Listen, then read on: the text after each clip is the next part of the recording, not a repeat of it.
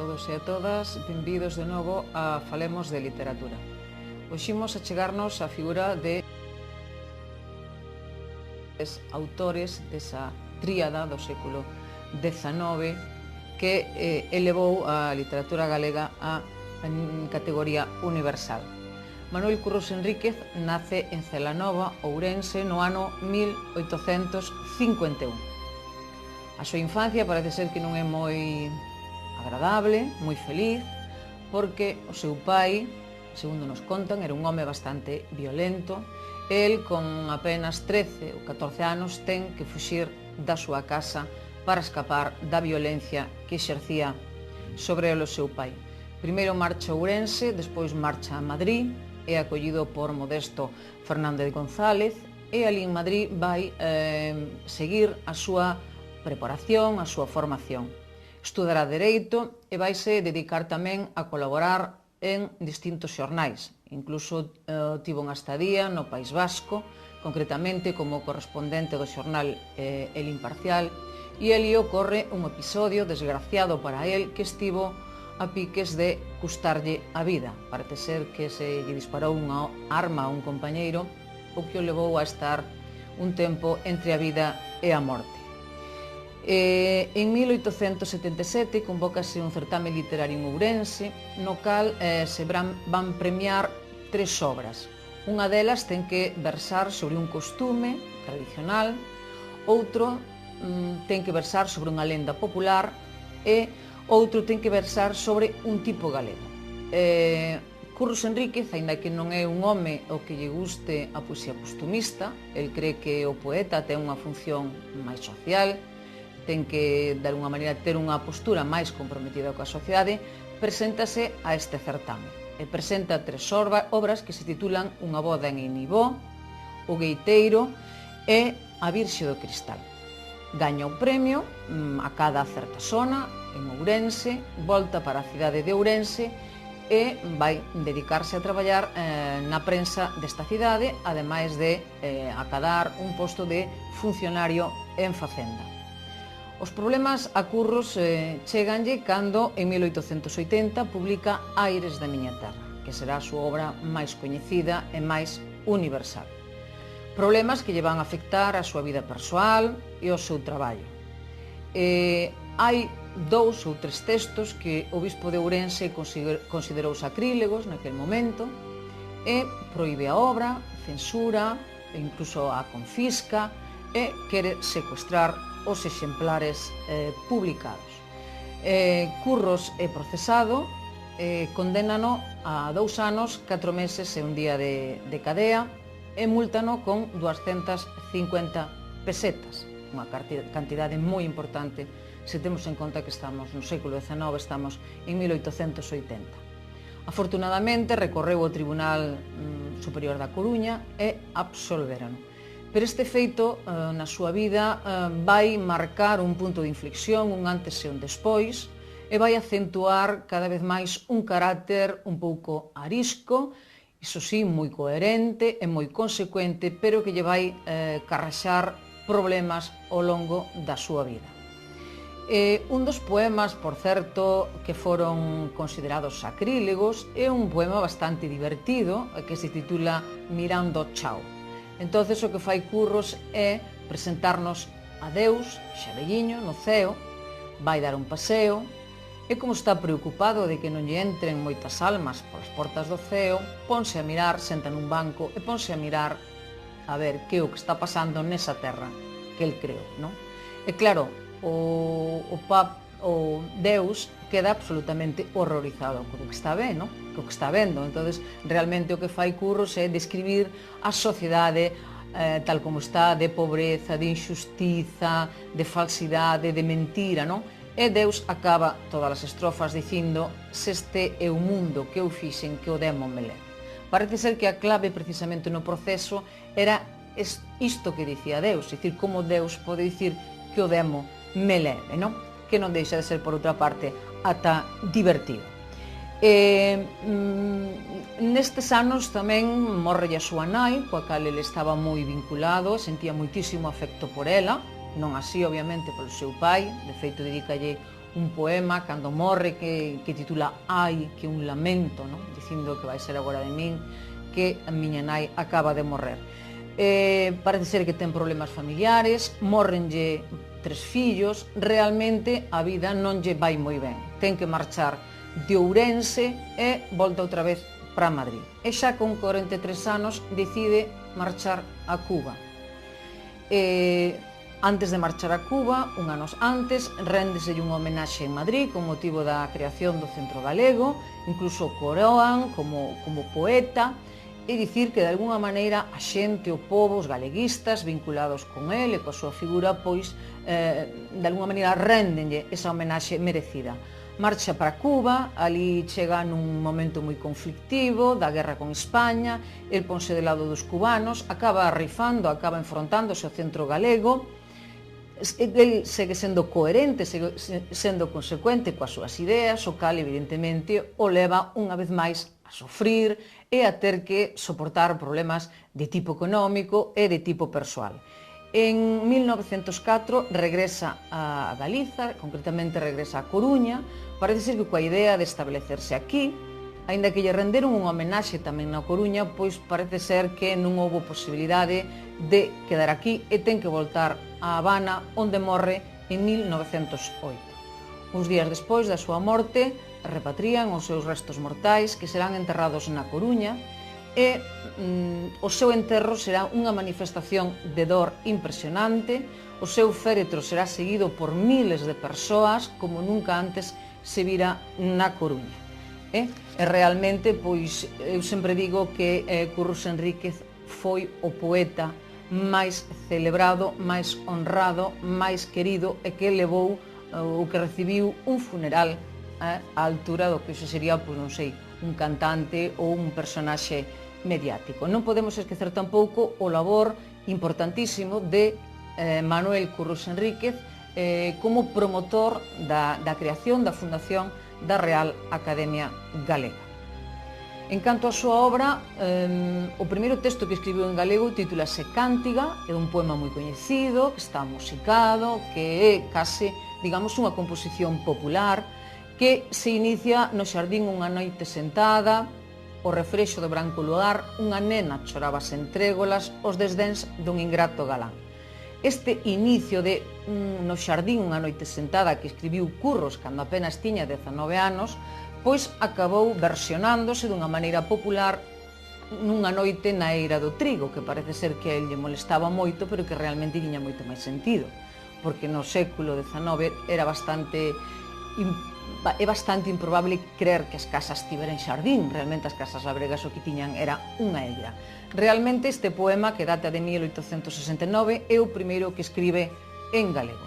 A súa obra máis emblemática será Aires da miña terra, como xe dixen antes, publicou no ano 1880 e que lle carrexou tantísimos problemas. É unha obra que consta de 21 poemas e, ademais, engade os 3 premiados no certame de 1877 en Ourense. A última obra que publica Curros será O Divino Sainete en 1888, da cal falarei un poquinho máis adiante.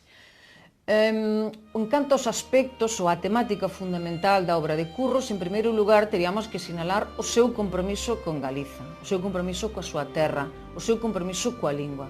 O primeiro poema de Aires da miña terra, que se titula Introdución, realmente o que fai aí Curros é unha profesión, unha confesión de amor á lingua galega.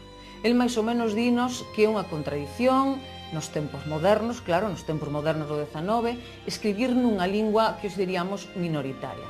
Pero el di que vai escribir en galego porque a lingua, esa lingua universal que el cree que chegará un día, esa lingua será o galego. El vai converterse no apóstol desa lingua. Di el, ese por tementar me apedrearen, ainda ao morrer, te bendicirán os meus beizos. Realmente hai unha profesión, un amor profundo pola lingua galega no primeiro poema de Queixumes dos Pinos, que, como digo, se titula Introdución, pero que realmente é o reflexo profundo do amor pola lingua e por Galiza e o compromiso que el ten coa terra, co pobo e coa cultura galegas. Hai poemas como Crebar as liras, que realmente o que nos está a dicir é hai que loitar contra a injustiza. Por iso ele daba tanta importancia á poesía social, á poesía cívica, á poesía reivindicativa, porque ele creía que o poeta tiña que ter unha función social, non podía dedicarse única e exclusivamente a mirarse cara adentro, a mirar o seu embigo, a reflexionar sobre os propios problemas e a, de alguma maneira, desentenderse do que estaba a ocorrer na sociedade. Doelle Galiza dunha maneira absolutamente sincera e absolutamente, digamos, profunda. E iso levouno, como xa dixen antes, a ter problemas moitas veces na súa vida. Outra dos trazos que poderíamos sinalar da súa obra é o seu profundo anticlericalismo. Cando digo anticlericalismo non me estou a referir a que ataque os dogmas da fe, ou que ataque a Virxe, ou que ataque a Deus, ou que ataque a Cristo. Ao contrario, el sempre que quere facer unha imaxe, unha metáfora positiva da lingua, ou do progreso, da máquina, que é o símbolo do progreso, utiliza a figura de Cristo. El di que o galego é o Cristo das linguas, ou el di que a máquina é o Cristo dos nosos tempos, non? Porque nos trae unha mensaxe de liberdade, de esperanza e de futuro. En canto á poesía costumista, que a ele non lle gustaba nada, pois xa mencionei antes os 3 textos que presentou o certame literario de 1870. Aínda así, cando escribe algún texto costumista, realmente ele aproveita a mínima fendedela que deixa o poema para introducir algún tema de denuncia ou de crítica social. En canto á poesía narrativa, pois podemos salientar a lenda da Virxe do Cristal. Ele era un home, como xa dixen, anticlerical. Polo tanto, parece ser que sentiu certa repulsión ou certo rexeitamento a escribir unha lenda que trata pois sobre a Virxe. Esta é unha lenda que ten a súa orixe en Vilanova dos Infantes, onde era a súa nai, e el dinos que foi súa nai quen lle contou esta lenda. Aínda así, el non fala en primeira persoa, senón que fai falar a un labrego. É unha lenda que supostamente ocorre en 1630, entón hai unha historia de amor polo medio moi bonita, hai unha moza que se chama Rosa, un mozo que se chama Martiño, que están namorados, e hai un antagonista que se chama Xan de Ventraces. Entón Xan de Ventraces, que quere pois ter algo con Rosa, ela non o acepta, entón vingativo vaille falar mal a Martiño de Rosa, máis ou menos poñendo en cuestión a súa honra. Martiño pois cree a Xan de Ventraces e rexeita a Rosa.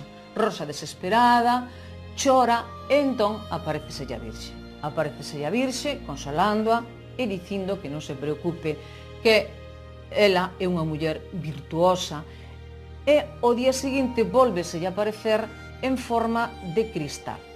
Cae un cristal que trae a imaxe da Virxe, daí que lle chamen a Virxe do Cristal. E pídelle, Rosa cree, e pídelle que lle faga unha capela na súa honra, que existe en Vilanova dos Infantes. E Martiño non cree. Pero ao final acaba descubrindo que realmente Xan de Ventraces mentiu, Rosa ingresa nun convento e Martiño acaba morrendo unha noite de Nadal, un inverno frío, ao pé do convento onde ingresou Rosa. Como vemos, é unha historia absolutamente dramática, de amor, de envexa e de ciúmes, e que ten como protagonista a Virxe do Cristal, un nome, por certo, moi sonoro e moi bonito. En canto á poesía lírica intimista, pois, como xa dixen antes, non é moi do gusto de Curros Enríquez, pero sempre que ocorreu unha desgracia importante na súa vida, como é a morte da súa nai, a morte de algún dos seus fillos, pois escribe un poema. Ben chegado, por exemplo, para celebrar o nacemento dun fillo, ou, por exemplo, hai na morte dun fillo, ou na morte da miña nai, como xa dixen antes, que fala pois desa situación dramática que ten que vivir. E incluso lle escribe algún poema dedicado a Rosalía, que empeza: do mar polo Arela, mireina pasar, no fronte unha estrela, no bico un cantar, que é moi coñecido. E xa por último, a obra de O Divino Sainete, que publica en 1880, é, segundo el, a súa mellor obra, pero que foi absolutamente silenciada na época. É unha parodia da Divina Comedia e contanos que Curros atopa unha noite de Nadal a Añón en Madrid, que vai de peregrinaxe a Roma porque o Papa León XIII celebra o xubileo. Entón van en 7 vagóns que representan os 7 pecados capitais. No vagón da preguiza vai, por exemplo, o xuíz e o bispo que o condenaron en Ourense por aires da miña terra. pois no vagón da envexa vai a Pardo Bazán, etc. Chegan a Roma, Curros fala co Papa e pídelle, por favor, que deixe esa vida de ostentación e de luxo e que leve unha vida moito máis, digamos, de privacidade e de acordo cos tempos que se viven de pobreza e de miseria. O Papa parece ser que llo promete, pero Añón escribe nunca se cumpren os programas liberales e volve a Madrid outra vez á fronte dos santos galegos, entre os que veñen Prisciliano ou María Pita ou o padre Feixóo. Realmente, para concluir con Curros, diría que é un autor absolutamente comprometido, coherente, que tivo sempre en fronte e como idea principal a defensa de Galiza, o combate, a loita e a denuncia das injustizas sociais. E xa para rematar, voume referir moi brevemente a obras narrativas do século XIX, obras que de alguna maneira quedan escurecidas polos tres grandes autores, polos tres grandes poetas que xa levamos estudados. En primeiro lugar, non pode deixar de mencionar a Marcial Valladares, que é o autor da primeira novela que se escribe en galego en época moderna, é unha obra trilingüe e que se titula Maxina ou a filla espuria. É, así dito brevemente, un folletín, é unha noveliña que hoxe desenvolvida daría lugar a un culebrón destes que vemos na televisión, pero ten o mérito de ser a primeira novela escrita en lingua galega que non. É dicir, habría que fazer observacións. En lingua galega falan os personaxes, os labregos, por exemplo, en castelán falan os fidalgos, e despois hai unha criada que fala o que se chama así normalmente castrapo. Pero realmente Marcial Valladares pasará a historia fundamentalmente polo seu traballo como lexicógrafo e como autor dunha gramática que aínda se publicou en 1980. Lamas Carvajal, que naceu en Ourense e que escribiu o que foi quizáis o primeiro bestseller da literatura galega, que é o Catecismo do Labrego, en 1889. Con este catecismo, o que fai Lamas Carvajal é denunciar os males do campo galego, os males dos labregos, e en xeral poderíamos dicir que aqueixaban a sociedade galego, e que radicaban fundamentalmente nos personaxes do alcalde, do secretario e do cacique. O que fai Lamas Carvajal é utilizar o catecismo, que se utilizaba naquela época, de pregunta-resposta, entón vai preguntando e respondendo. Realmente converteuse nun bestseller naquel momento e incluso pois, no século XX. E finalmente Antonio López Ferreiro, que escribiu tres noveliñas de temática histórica que serían pois, A Tecedeira de Bonaval, O Castelo de Pambre e O Niño de Pombas. Realmente, digamos, a narración e mesmo o teatro que se escribiu a finais do século XIX queda absolutamente escurecido pola brillantez da lírica. Ben, imos rematar o programa hoxe aquí e espero velos nos próximos capítulos onde xa nos adentraremos na literatura do século XX. Trataremos de empezar pola literatura das Irmandades da Fala, concretamente pola figura de Ramón Cabanillas. Grazas.